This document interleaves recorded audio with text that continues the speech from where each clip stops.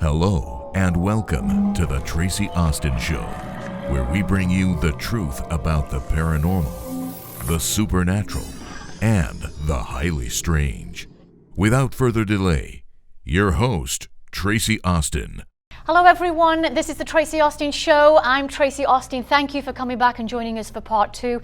Larry is here with me and we're going to continue our conversation, Larry, from part one. So I'm glad that you're back with us. You know, Osiris, very, very interesting to me, and I want you to talk about Osiris a little bit more. Is he a myth, or is he someone that lived? He was real. Like you and many people that would look at the subject, I thought it was a myth as well. But when I studied it, the myths of Osiris, I saw mathematics galore. I mean, you're dealing with Thoth and how you could add 5 days to the calendar to make the 365 year, all right? That's part of it. He was originally started out as a corn god, and he evolved through the culture of them rediscovering through their redigging what this character was. Well, he is the god of the underworld in the myth.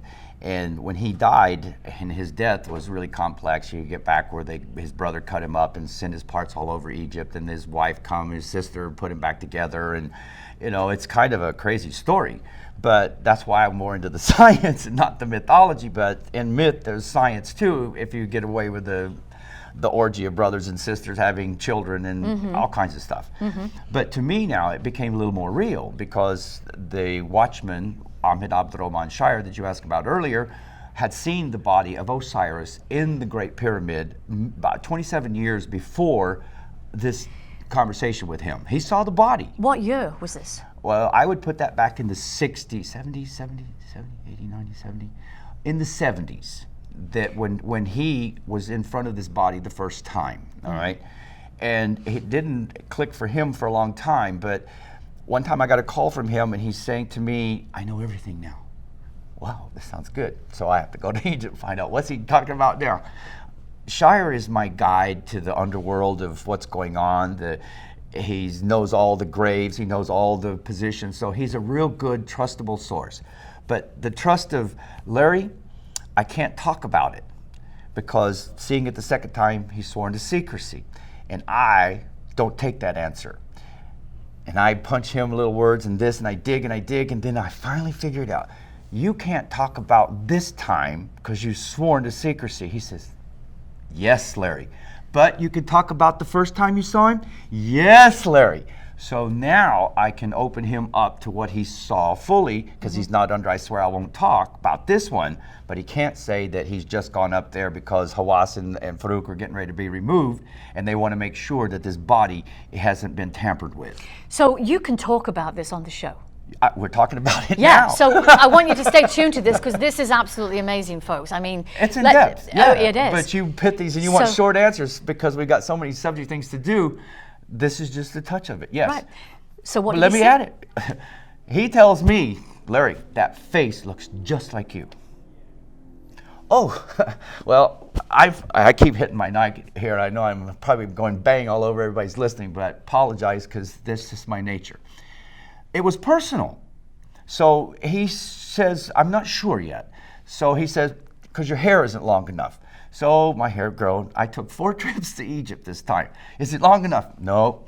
So we go home, you come back. No. Finally, it's long enough. After my hair's long enough, and then he lays me down on a level board, and now he's going to move my hair and get me ready to, is it what he says, you know? So he's looking, he's checking me sideways and moving my hair and all the way around my body. And then he comes back and he says, yes, your face is the same as the face of the body that's inside the pyramid on a slab with a light field going around it. That's crazy. And he's in stasis, Tracie. He's not a mummy. He's sleeping on this slab. So you're saying he's kind of like in a suspended animation? Yeah, because remember, this philosophy of those people in that time, they could leave their soul out the body and go to the universe. And he's prophesied as coming back. He's one of the few that can go through the gates of hell, I guess, if you want to, you know, in the myth of it. So it all troubled me because I'm now the victim of a lot of this. Because remember, in 1979, what did you discover first? The secret chamber. Right. Well, when I'm underneath this secret chamber, lo and behold, to me, I'm laying on the ground, and I get an energy beam go through me like I never felt my entire life. And then I sit up and I have this conversation out loud. I would let it out verbally, but it's in the website, and it is a little shocking in some ways. And I would preface it this way: I'm not saying I am, and I'm not saying I'm not. Okay. All I would say is that at that moment of scanning, that I sat up, and it's like out of my mouth came a nice little phrase that it scared me too. I'll just say that. Mm-hmm. So what was he wearing? A Galabea, just a clothes length, and he didn't have any shoes on. And on the cartouche, it says Osiris on the pink Galabea. And Ahmed went another step. He says, but he has, I always think of Hitler when he does this. He says he has a little tiny black mustache in here, which leads me to believe that somebody's doing a manicure on him. People are aware that take care or whatever, the secret society side of it. I'm catching it through echoes through the wall, and I'm catching these pieces from people that are asked to go and see to, is this body changed? And all I can say, Shire's comments to me was, the body's getting stronger. And that when he said that, that's when I said, before and now, you can't talk about now, but you can then. So I sort of reverse engineered it and made him comfortable. I was giving him headaches, truly. Right. So this Osiris body then it's flesh. Yeah. And see, Tracie, this is a piece that this is a personal journey. First off, I'm not paid by anybody to go and do their business. I have my thoughts, I have my reasoning, and I go. And when I go, these things happen. They're in the way. It's like time travel, if you will. And I've just met my mirror image from the past that says these things will happen. Well, they're happening to me. And it's not like I've read these things will happen. They're personal to me now. So this is really a journey, and it isn't finished. And everybody would like for me to write my book. The book is what I'm doing. And your interviews and the shows and things that I do to discuss this, I'm more comfortable with it now. Right. Than I was before, because I really understand it. And I can't say to you, there are shells growing on the pyramid until my eyes saw them. I can read people say that, but I didn't see it. And so when I see it now, I can say. So this is my observational confirmation. So let me ask you, Larry, this body of Osiris. You're going to go on that one. Why do you think he is flesh? Why do you think that he's not, the body hasn't decayed? Is it because he is in the pyramid? That's one, but you see, we don't understand fully the whole idea behind the reason why they wanted to preserve their bodies so much. But the ancient Egyptians probably saw these bodies that are so fresh looking, and this is a piece that would come up. Ahmed Shire is one side, Mundi Fayed is another. Now Mundi would tell me, Larry, there are bodies inside, not just Osiris, that they're dressed like they're in New York clothes, laying, sleeping. Oh my gosh. The reanimation. Suspended animation. And when their souls come back in, and there's you haven't got there, but remind me in the future shows, what does the Fibonacci have to do with this? Where is that zero? And how does that transmit souls to the universe? And when they come back, how do they reassemble and get to their bodies? This is where we have to look at 65 million years ago destruction, and we don't even begin to know what these people were like yet. Don't you think this would make a really great movie? I'm living that movie. You're living that movie. Yeah. When you said Indiana Jones, I feel like I am. First, it was like boring, but all of a sudden, people are getting killed around me. They're threatening to kill me in Germany, and it's like, wow, it's a real life situation. Yeah. I had a dream a long time ago, and I'm not asking for dream interpretation here, Larry, but I had them too, and they stick with me. Well, I had a dream that I had died. Welcome back. Welcome back. And I was in this grave, and I'm lying there, and I can see, I'm not covered up, it's open. And I see two friends of mine. One was a very dear friend, a male friend, and a female friend that came to pay their respects over the grave. They stayed literally seconds. Osiris then came and lifted me out of the grave. But Osiris wasn't like a human. He was very tall. He was about 7.5 feet tall, hairy, and ears long ears. The cow ears. But yeah, but I knew it was Osiris. So what do you think of that? Well, I don't have long ears. No, you don't. My face Thank looks like goodness. what he saw. Yeah. And what you're in a dream, to me, dreams are really, it's the interpretation when you're getting into them. What drama life are you in? Because as the example, I had a dream. I just landed in Cairo. We're up above the room that we're going to be digging for this giant, all right? Here I go to sleep, and all of a sudden I'm in an airplane going up. The airplane breaks off the front, and I'm a little nervous because the airplane is missing in the front. But I at least go over and look out the edge of the airplane. Now, this doesn't happen in real, but this is a dream. And I see nothing but water, water, water, water everywhere. And I wake up and I'm going, wow, why did I have this dream? I just landed. But later, it was the water that would help me understand everything. So these dreams help you mold. It's like somebody's talking to us, more or less in the dream. Right, that's right. And how can we connect it? Another one that was, I had a dream where I was given the key to the entrance to the Hall of Records. So this woman in the dream, I live in the house. This is Mundy's wife, actually, that shows me which door the key to the Hall of Records would go into. And then it was like a little secret. And then, so I wasn't running like everyone else to find it because I already knew where it was. But a lot of people were running and they were like jumping a area. And one of them cut himself this way, all right? So now, this dream was many years ago. But now I'm in Egypt and I'm on this special thing for the giants and stuff, and that giant dig is leading me to where the door is, the key. Now, in that same time, we've got other people trying to find these regions, and they're digging down, and the 6 boys are killed, all right? And one of them, the sheikh that was in that, he ends up with a cut right across his stomach. And this triggered my memory to the same spot, you know, and so I'm more sure that this is the location for that, and it's through dreams that we It's guiding you. Yeah, right. where we would say, no, Larry, you got to follow this, because there was a clay pot involved in this, a little clay pot, and Casey said, follow the clay pot. Wow. So instead of this and that, but this is how, when you're traveling, you feel yourself, you have your dreams, you have your memories, and don't ignore them, because Follow it. Yeah, Follow and it. this is paranormal plus. It is. Huh? I want to talk about Zawi Hawass for a moment.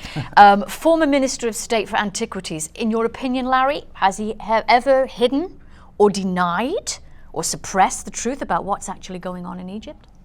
100% yes. 100% yes. Anybody that tried to do anything, he would charge you. He would then cut your money before you finished, and then whatever you were doing, he would plagiarize it and take it as his own. And so for a long time, it was the Dark Ages in archaeology. I can give an outside kind of a reference, is that he says there's nothing under the Sphinx, there's nothing here, etc., right? But I know from the Watchman, there's tunnels, there's rooms, there's from the back, you open a lid, you go down, you can go in and there's a room with a book, and then there's hieroglyphs. This is from the Watchman. To me. Why is he doing this? Why is he suppressing it? Well, when I was there in November, the Amni Dawla asked me a question, and they said, Larry, who do you think's behind Zahi Hawass? Because he's like a puppet, you know, and he's being manipulated, but his job is to suppress all the discoveries, the secret room. I told him this in 80-something. And I had a meeting with him, and when I went, he's got his legs up on his table, he's reading a newspaper, and he says, I'm here by appointment. And he says, I'm too busy. Look, I just came to make this. And I says, but what I have for you can make you famous. And he says to me, I'm already famous, all right? I was nervous then, because then I found out through my friends that he had been behind the chiseling of the stone of the Sphinx down to the ground. And I was in the newspapers, and I put him in jail, and he was questioned. But because of the ministers and the infiltrations of moving attorneys to other states, the man got away. He should be in jail. He should be hanged for treason for what he's done. The objects in this room, where are they? There are over 202 pieces. One, I hear, went to JPL for $10 million. Wow. From Boris Said, who's now dead. Champion's dead, Mundy's dead, Shire's dead. I feel like the grandfather in the village walking around. Those kids that used to say hi, they're adults now. So what's he doing now? Where is he? Zahi is controlling by influencing the placing of certain people that will continue the antiques mafia, for no other words, of stealing the ancient technology, letting the governments of other countries keep this suppressed and not let it bring the people of Egypt up to the level of what is their purpose and goal in as a country coming. It's not there now.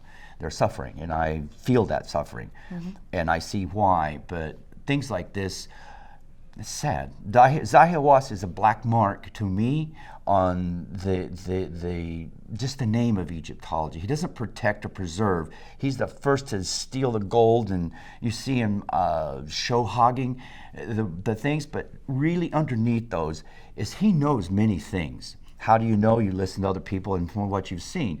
I'm going to relate a story that I've heard before years ago, but it didn't click until today, where someone is a TV crew going over, they had special access to things, and Hawass is with them, but they went down, maybe 140 feet, I think I heard. And in this room is flying saucers going around, you know, and it's a black room, I hear, flashlights, and he wouldn't let them film, but he's seeing it himself. Actual flying saucers. Motif UFOs. in the room as decoration, but it was black, and with the light, then you start seeing. This is the way it's described to me. So this is not mine. And if ever we could get that person to put the little thing in front of them and hide who you are, but he would confirm what I've just said to you. But that's just a piece of many pieces, because ancient technology. I told you I couldn't see it any other way, and if it's down there, and my friends say that over in this area underground is a round ball that has all the instructions necessary to make a UFO. Maybe it's on the middle of an army base, and maybe they don't want you to know, so this is what's there. Really, if you got down underneath. Let's talk about the aliens and the watchmen of the Sphinx for a second. Can I jump some of your questions just to throw them in? We can, but we've got to take a short break, and we'll talk about this as soon as we come back. So we're just going to head to a break. The Tracie Austin Show would like to thank our sponsor, Zohar Stargate TV. And for more information about our sponsor, please visit zoharstargate.com. Okay, Larry, we took a quick break there. Let's continue our conversation. Let's take it off-world. In the sense of everybody's always trying to deny that astral connection, all right? But when you listen to the people that are at the Sphinx, now they can make this stuff up, guaranteed. But when you ask them to draw, what did you see? That's a different level of it. Yes, it is. All right? But in the stories, these craft come over, and they are over the Sphinx area, and he feels the pressure and on his body, and he freaks, and he runs home. But then later they come, and they somehow, telepathy-wise, we understand, and I think they're from Venus, because George Adamski had the Venetian scout ship, the cigar ship, and this. So I'm sitting there and picking his brain, and I asked him, what did it look like? And he didn't. And so I drew Adamski's cigar ship. And he, like a kid, yeah, that one. And then I said, all right, Ahmed, did you see little craft come out of that one? And yes, and they would go over here, and they would go over there, and like this. And then I said, what about the little balls? The ones that just go around and you know, like little pilot drones. All those he confirmed, and I drew the Adamski scout ship. Yeah. And this is from 1953. This man has goats in his floor. Really didn't have a television or anything. It was just a Bedouin. And these craft are what he sees, and only because I was familiar with Adamski's work. Right. Yeah. Is he seeing extraterrestrials as well? That's them. They come down, and their conversations to him were, we're not going to come back until Hawass is gone, because he is the suppressor of the interaction, of the understanding of those kinds of people, and the welcome. But they're all stupid people, and as long as he was there suppressing any discoveries, that he said they're not going to come back. But that's Ahmed Shire talking about, this isn't me, because you know these are things that I couldn't even begin to approach you on, because it's been 11 years since I've seen you. Right, it's been a long time. And a lot to catch up on. There is, and Ahmed Shire knows this because what, they spoke to him telepathically? No. Or? Well, yes and no, both. All right. He was scared. This I got at first, but then because where he sat, here's the Sphinx, and then like he has a little table here. This is where the guard was at. That's where I would go down and throw documents in the hole of the thing myself. So I know they're there. But he's gone now. But the only reason I bring this up is because, one, you always have to have two witnesses, more or less. Right. And I have another person that sits with me when we're going through these stories, so I don't make it up. And you can cross me. Did the man say this? Yes, he did. Proof positive. Well, it's secondhand, but where the elements of drawing it, he's saying yes, and those were sort of affirmations for me. Right. But they're part of this. Sometimes you take a picture and later you go away and you come back, wow, what is that in the sky? Right. I got so many pictures like that around the plateau. It's like, whoa, they're everywhere. Right. Well, let's talk about, for a moment, the Orion constellation and the pyramids, because there is an alignment there. Yes. So tell us a little bit about that. All right. The original author goes way back. Robert Bauval isn't the first one. He's just replegiarizing the story. But in his replegiarization, he moves the axes of what you would say is the southern Orion aspect. He tilts it, and this star he calls this pyramid over here. If he puts it back, the belt, the three stars are right on. This star is there, and it's just Betelgeuse. Bellatrix is over here. So all he has to do is swing it up. He's matched the knowns here, here, and there, but he doesn't know these two. I went to them, and I found lots of things. And they're always rock with coins in them, you know, like prior structures. And I tried to get him to straighten that out, but he wouldn't. But when you bring that Orion group down, it does line to the pyramid. Perfectly. Now, the pieces he didn't go for were Heliopolis or the Osiris connection. I got my GPS, and I'm the navigator, and I know two scales, declinations, right ascension, latitude, it's all the same. So I get in, and I go through Cairo, I get right to the place. And the place that I'm at, how many years ago? Many. What are they doing now? They're digging 40 feet down. They're finding humongous statues and they're putting them in the museum down in the southern end of it, and I took pictures. Those things are underneath coming in. There's a city underneath here, and this was the city where the Emerald Tablets, to me, Horus, Isis, all of them, this was Heliopolis, not the one 5 kilometers away, because that's a power plant. The obelisks were transmitters of power, more or less. Electromagnetics, Tesla, and we're changing the subject, but you have to see it all in high science, and 40 feet or 50 is another world, and we're only seeing the tips of it. So the purpose of the pyramids that are aligned with Orion means what then? Well, all right, take a straw in your mind. Okay. And every day Orion goes directly south of the pyramids. So when you're on that meridian, anything coming in, the refraction and refraction at the midpoint, there's none. So wherever he's going out, he's going to wait till he sees that star, and it's going to go straight. It's not going to bend and go this way, and that's why it's sort of the physics of transmitting your soul, more or less. And your soul is going to go to Alnatok if it's Osiris because of the shaft on the king's chamber. It lines to it.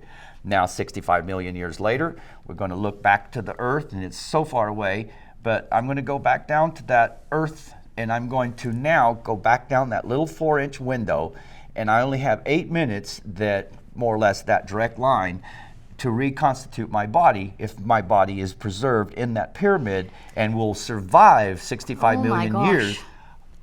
All right. So it's all to do with the transmission of souls. Light and souls. Yeah, because you can't move matter that fast. It's just, you're gone. And the amplifier, I know you guys that are listening to this is a lot to take in, but really I've been doing it for a long time, and I understand it very well. I go to these places, the Fibonacci, like I was saying, the line of the pyramids. It's like a black hole out of here, and any energy coming in, it gathers it, and it just coils it and plugs you back into your body. And there are a lot of bodies, from what Mundy said, that are laying around waiting for their returning souls. And Fibonacci is the same as the golden mean, which is a seashell, mathematical... It's like the magnetic frequency of everything. Yeah. It's the DNA of matter in some odd way. Fascinating. Oh my gosh, so fascinating. Before we do come to the close of the show, Larry, I don't want to come to the close of the show, but we will have to soon. But when you left the Navy, you pursued a career in solar technologies. Right, the pyramid. Yeah, and you've obtained patents on solar technology. 7 around the world. In 7 countries. So you've also invented your own solar invention. Can you tell us a little bit about that? Well, it's a copy of the Great Pyramid. It's understanding it's what it does. And because you can't see light, you have to theory precedes, you build your models, and then you apply the physics of sunlight motion, and then you see, yes, I see all the light controlled by this building over summer, spring, autumn, every 4 years, leap year, I understand, every 100 years we don't have the leap year. All this math is here. And this pyramid is there to control light. I am just a solar engineer. Now, you can design, once you understand the theory of it, go out into outside Las Vegas and you see 3 towers. And those towers are surrounded by mirrors. Those mirrors are moving to keep the sunlight focused at one point.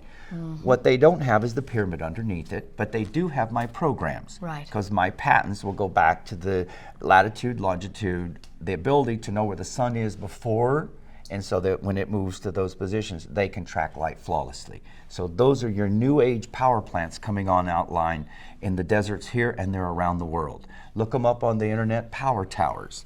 And that's the beginning of man getting back to the stages of light. Me, come on to step 12. This is the answer. It gives you everything you need to know about light. And it's the zero of, really, once you set the system, it's going to go back global. All these ruins, they're already there. They're just not plugged back in. Or they have cut your head off and rolled down the steps.